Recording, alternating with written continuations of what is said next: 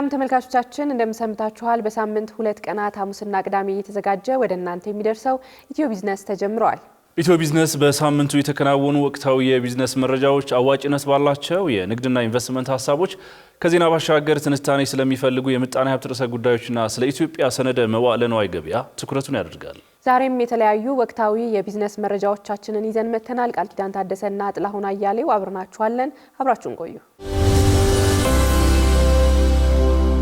ተመልካቾች ወደ ቀዳሚው መረጃችን እናመራለን። ከቤንሻንጉል ጉሙዝ ክልል 4158 ኪሎ ግራም ወርቅ ወደ ብሔራዊ ባንክ መግባቱ ተገልጿል። በክልሉ ያለውን የኢንቨስትመንት እንቅስቃሴ ለማጠናከር በተለይም የወርቅ ምርትን ውጤታማነት ለማሳደግ በትኩረት እየተሰራ እንደሚገኝ የክልሉ ርዕሰ መስተዳደር አሻድሊ ሐሰን ገልጸዋል። በዚህም በግማሽ ዓመቱ በክልሉ 3525 ኪሎ ግራም ወርቅ ወደ ብሔራዊ ባንክ ለመላክ ታቅዶ 4158 ኪሎ ግራም ወርቅ መላክ ስለመቻሉም ተናግረዋል። በማዕድን ዘርፍ በተለይም በወርቅ ንግድ የሚስተዋሉ ተግዳሮቶችን ለመፍታት ኮሚቴ ተዋቅሮ በቁርጠኝነት እየተሰራ እንደሚገኝ ርዕሰ መስተዳደሩ ገልጸዋል።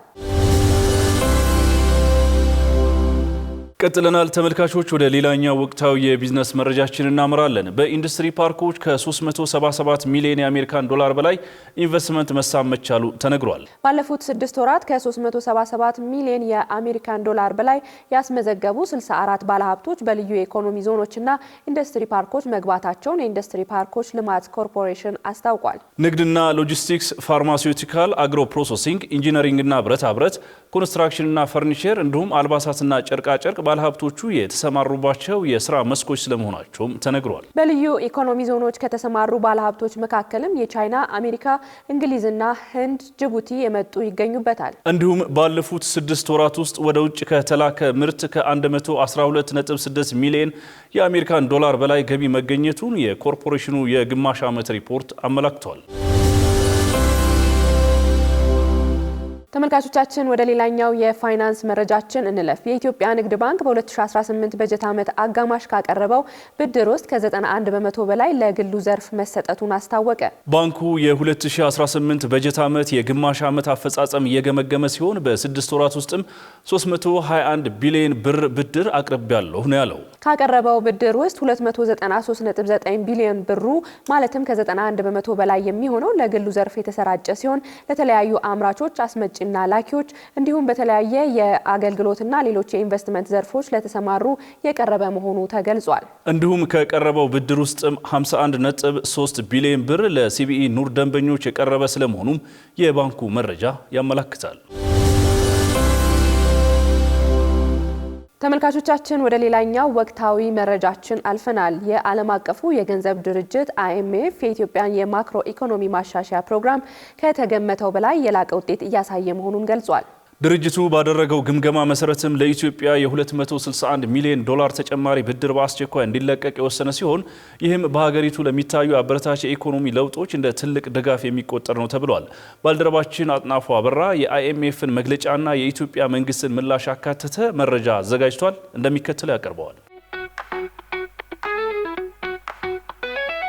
የዓለም አቀፉ የገንዘብ ድርጅት የስራ አስፈጻሚ ቦርድ ባካሄደው ግምገማ የኢትዮጵያ ማክሮ ኢኮኖሚ ማሻሻያ ፕሮግራም ቀደም ሲል ከተገመተው በላይ አስገራሚ ውጤት እያሳየ መሆኑን ባወጣው የሰሞኑ መግለጫ አረጋግጧል። ይህንን ተከትሎም ለኢትዮጵያ የ261 ሚሊዮን ዶላር ተጨማሪ ብድር በአስቸኳይ እንዲለቀቅ የወሰነ ሲሆን ይህም መንግስት ከሐምሌ 2016 ዓ.ም ጀምሮ ተግባራዊ እያደረገ ያለው የ48 ወራት የብድር ድጋፍ አካል መሆኑ ተነግሯል። በዚህ መሰረት እስካሁን ኢትዮጵያ ከድርጅቱ ያገኘችው አጠቃላይ የገንዘብ መጠን 2.18 ቢሊዮን ዶላር የደረሰ ሲሆን ይህም በሀገሪቱ እየታዩ ላሉት አበረታች የኢኮኖሚ ለውጦች እንደ ትልቅ ድጋፍ የሚቆጠር ነው ተብሏል። በመግለጫው ከተጠቀሱት ዋነኛ አዎንታዊ ግኝቶች መካከል የዋጋ ግሽበት በከፍተኛ ሁኔታ መቀነሱ ግንባር ቀደሙን ስፍራ ይዛል። ለዚህ ስኬት መንግስት የተከተለው ጥብቅ የገንዘብ ፖሊሲና የውጭ ምንዛሬ ገበያ ወደ ገበያ መር ስርዓት መሸጋገሩ ከፍተኛ አስተዋጽኦ አበርክተዋል ተብሏል። በተጨማሪም በበጀት ዓመቱ የ9.3 በመቶ ጠንካራ የኢኮኖሚ እድገት የተነበየ ሲሆን ይህም የወርቅ ምርት፣ የኤሌክትሪክ አቅርቦትና የግብርና ምርቶች መሻሻልን ተከትሎ የመጣ ስለመሆኑ ተጠቁመዋል። የመንግስት የታክስ ገቢ አሰባሰብም በዲጂታል አሰራርና በአዳዲስ የታክስ አዋጆች መታገዙ የበጀት መረጋጋት እንዲመጣ መደረጉ ተገልጿል። በሌላ በኩል የኢትዮጵያ ዕዳ ሽግሽግ ሂደት በተለይም ከፓሪስ ክለብና ከቻይና ጋር የተደረሰው የመግባቢያ ስምምነት በውጭ ምንዛሬ ክምችት ላይ የነበረውን ጫና በመቀነሱ እንደ ትልቅ ስኬት ተመዝግቧል። ሆኖም ግን ኢኮኖሚው ዘላቂ መሰረት እንዲኖረው መንግስት ሊያከናውናቸው የሚገቡ ያልተጠናቀቁ የቤት ስራዎች መኖራቸውን አይኤምኤፍ አሳስበዋል። ከነዚህ መካከል ከግል አበዳሪዎችና ከዩሮ ቦንድ ባለቤቶች ጋር የሚደረገው የዕዳ ሽግሽግ ድርድር በፍጥነት እልባት ማግኘት እንዳለበት ተጠቁመዋል። ይህም ኢትዮጵያ በዓለም አቀፍ የፋይናንስ ገበያ ያላትን አመኔታ ከፍ እንደሚያደርገው ታምኖበታል። ምንም እንኳ አስቀድመን ያነሳናቸው ነጥቦች ኢትዮጵያ የተገበረቸው የኢኮኖሚ ማሻሻያ መልካም እርምጃዎች ተደርገው የተወሰዱ መሆናቸው ቢገለጽም አይኤምኤፍ ወደፊት ተጠናክረው መቀጠልና መሻሻል ይገባቸዋል ያላቸውን የቤት ስራዎችም ለኢትዮጵያ መንግስት አመልክቷል። በጥቆማው መሰረት መንግስት የበጀት ጉድለቱን ለመቆጣጠር የነዳጅ ድጎማን ሙሉ በሙሉ የማንሳት ሂደት ተጠናክሮ እንዲቀጥል የመከረ ሲሆን የእርምጃ ዝቅተኛ ገቢ ያላቸው ዜጎች እንዳይጎዱ የማህበራዊ ድጋፍና የሴፍቲ ኔት ፕሮግራሞች በትኩረት ሊመሩ እንደሚገባ ተገልጿል።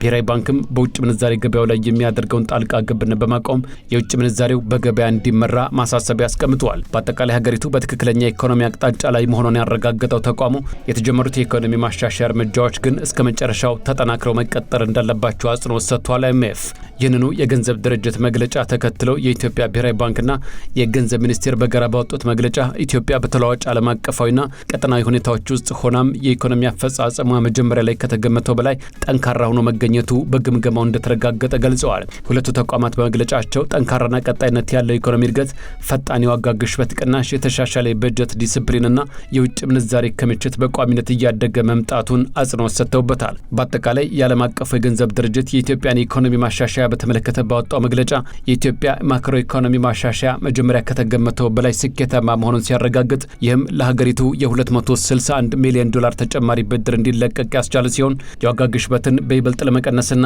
ጠንካራ የኢኮኖሚ እድገት ለማስመዝገብ ለሚደረገው ጥረት እውቅና እንደሰጠው ተመላክተዋል።